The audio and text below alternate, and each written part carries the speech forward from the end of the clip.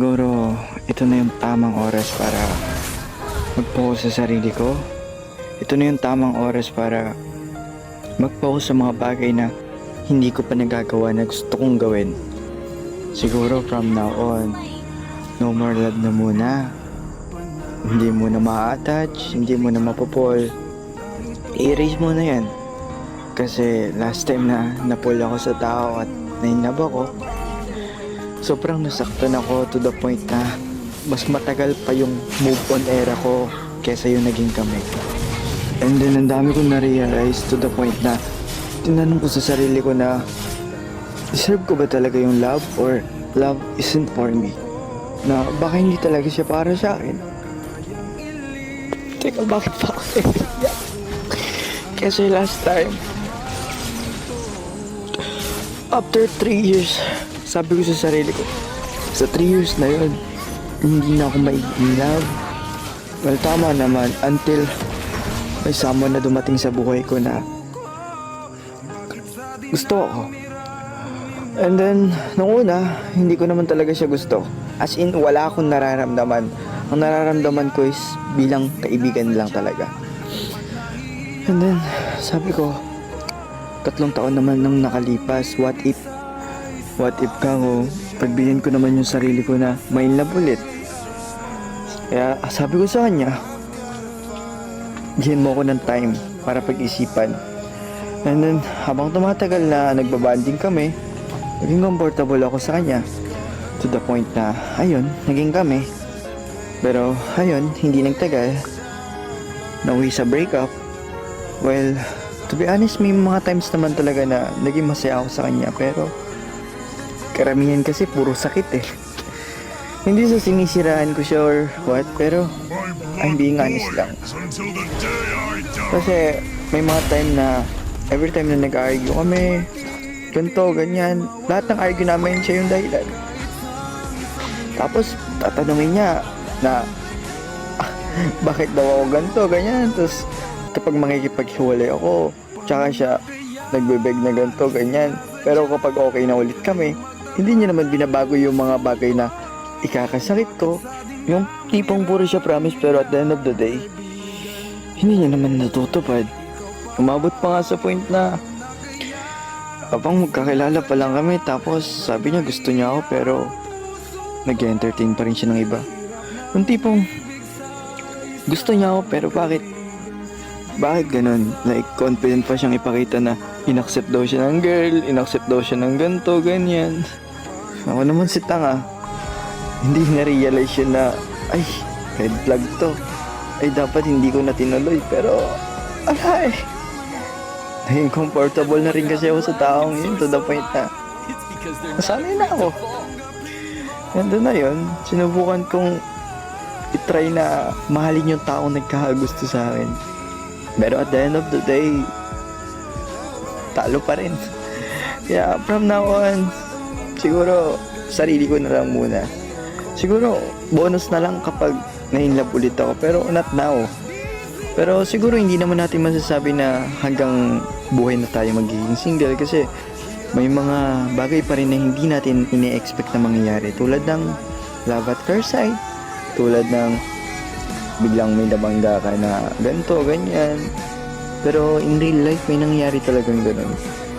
Basta ako, sarili ko na lang muna.